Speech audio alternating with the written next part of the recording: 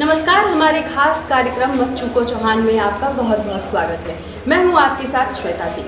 आज हम उस समाज की चर्चा करने जा रहे हैं जिसका इतिहास कभी वीरता और शासन से जुड़ा रहा है। लेकिन आज उस समाज की स्थिति क्या है, इसी विषय पर चर्चा करने के लिए हमारे साथ मौजूद हैं हमारे खास मेहमान। सर, आपका परिचय जानना चाहूँगी। जी, मेरा नाम संतराम चौहान। जी संतराम सर, आपका बहुत बहुत स्वागत है हमारे इस विशेष कार्यक्रम में।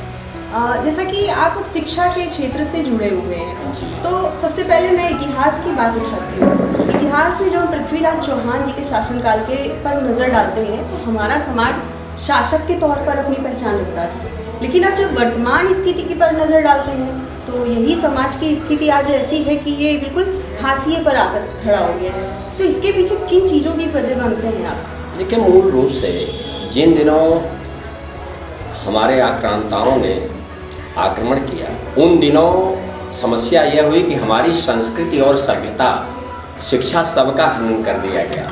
सब पर इतना कुठाराघात हो गया कि हमने अपने अस्तित्व को ही खो बैठे। कोई हमको जैसे ये अस्तित्व रहा ही नहीं कि हम कुछ हैं। हमारा अस्तित्व इतना बिगड़ गया और इन्हीं कारणों से आज जो है हमारा समाज आज तक उसी को झेलता चला आ रहा है। कोई उनको जैसे अपने को होश ही नहीं रहा कि मैं कौन हूँ, किसका वंश हूँ, कौन सा ब्लड हमारे अंदर है, हमको ज्ञान ही नहीं है। जैसे हम भूल चुके हैं, अपने अस्तित्व को खो बैठे हैं। यही सब कारण है। मेरे ख्याल से शिक्षा, संस्कृति और सभ्यता का जो हनन हुआ उसी का परिणाम है। जी, उसी का परिणाम है। आज शिक्षा के क्षेत्र से आप जुड़े हुए हैं, तो क्या शिक्षा के माध्यम से ये जो हनन हुआ है सभी पक्षों में, तो क्या उससे इसकी भरपाई की जा सकती है शिक्षा के माध्यम से? जी हाँ, काफ़ी श्रेय है शिक्षा का। शिक्षा तो उसमें जड़ में ही काम करेगी, क्योंकि किसी भी पेड़ को जैसे पल्वित करने के लिए मिट्टी की ज़रूरत होती है, उसी प्रकार से शिक्षा की ही देन है। जब तक हम शिक्षित नहीं हो पाएंगे, जब तक हमको शैक्षिक क्षेत्र में हमारा व्यापक अनुभव नहीं हो सकेगा, तब तक हम अपनी पहचान कर ही नहीं पाएंगे।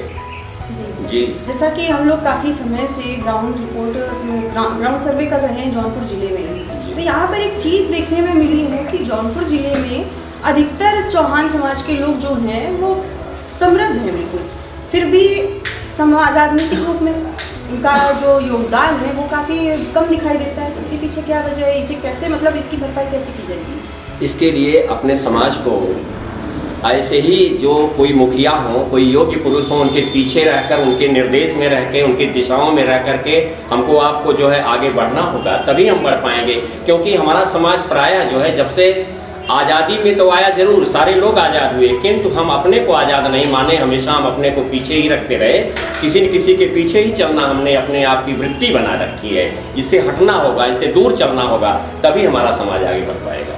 जी, जैसे कि चौहान समाज को लेकर कई सारी पार्टियां बनी, कई सारे राजनीतिक दल हैं। संख्या पर नज़र डालें तो ये संख्या करीबन 22-23 निकलती है। तो क्या ये जो राजनीतिक दल बने हुए, इन्होंने कभी कोशिश नहीं की इस चीज़ को लेकर?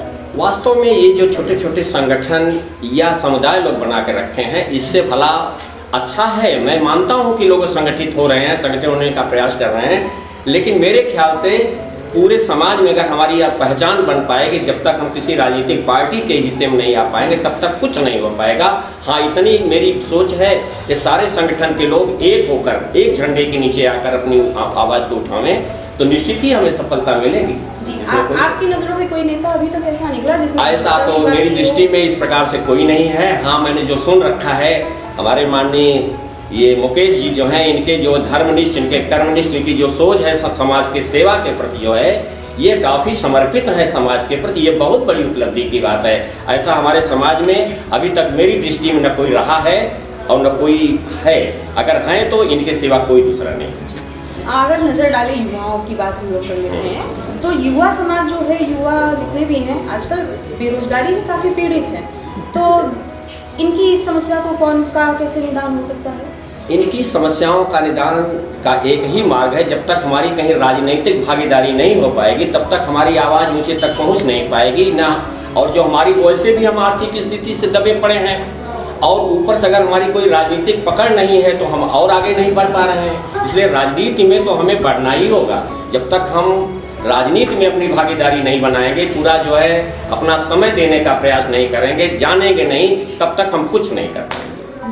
चौहान समाज जो कि काफ़ी सारी उपजातियों में बट चुका है, कोई कुछ लगाता है अपने नाम के आगे, कोई कुछ लगाता है, तो ये जो बिखराव एक है, इसके पीछे क्या वजह मानते हैं? क्या इनमें अगर एकजुटता आ जाए, ये एकत्रित हो जाएं, एक ही टाइटल का अगर प्रयोग करें तो समाज का कुछ भला हो सकता है? सर्वोत्तम होगा, सबसे अच्छा होगा।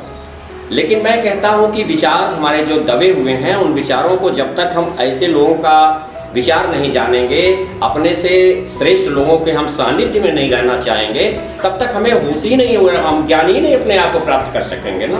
ये तो अनिवार्य है कि अपने से लोग, बड़े लोगों को हम बीच में रहें, उनसे हम सीखें, जानें, उनके मार्गदर्शन पर हम चलें, ये अनिवार्य होगा। जैसा कि आप प्रबुद्ध व्यक्ति हैं, तो क्या बच्चों को ऐसी शिक्षा देना आवश्यक नहीं है स्कूलों में इस चीज़ को लेकर?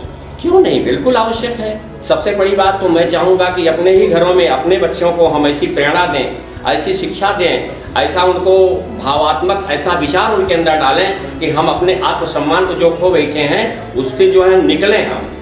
पहले तो हम यही बात है कि हमारे समाज के लोग प्रायः जो है उधर ध्यान ही नहीं देते, प्रायः गाँव के लोग तो और भी ध्यान नहीं देना चाहते। हाँ, केवल मात्र विद्यालय में भेज करके अपना सारा दायित्व समझ बैठते हैं, लेकिन ऐसी बात नहीं है। हमारी माताओं का भी बहुत बड़ा योगदान इसमें है कि वे अपने बालक को ऐसी शिक्षा दें, ऐसी कहानियाँ बताएं, ऐसे प्रेरणादायक, ऐसे वीर गाथा की कुछ बात बताएं, जिससे हमारे अंदर भावनात्मक बच्चों में ये प्रकाश हो जाए उनके अंदर।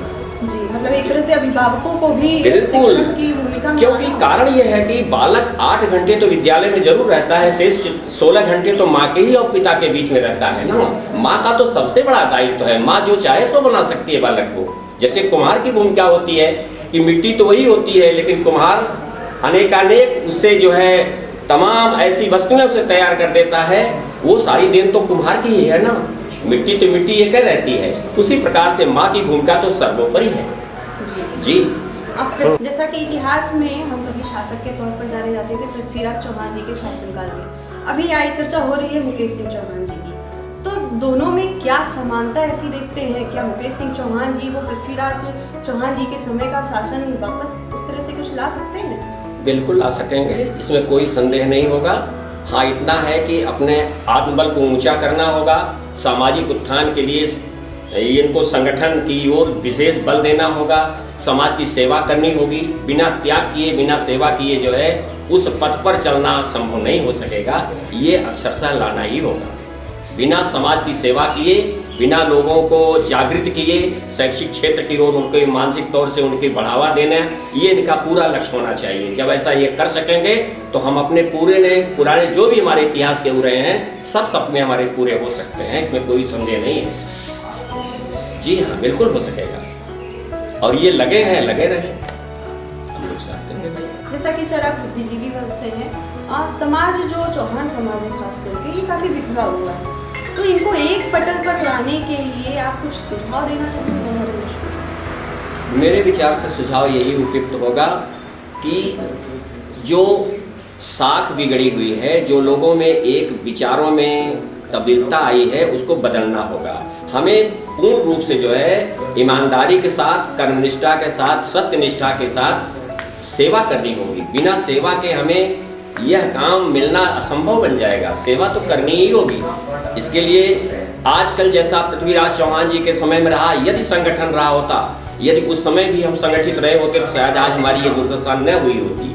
मूल कारण तो यही हुआ कि जयचंद जैसे लोगों ने साथ छोड़ दिया, लोगों में जो है एक एकजुटता नहीं आई। यही कारण है कि प्रतिद्वंदी हम पर हावी हो गए, अन्यथा जो है हमारा शासन तब भी था, आज भी होता, इसमें कोई संदेह नहीं है कि हम न होते।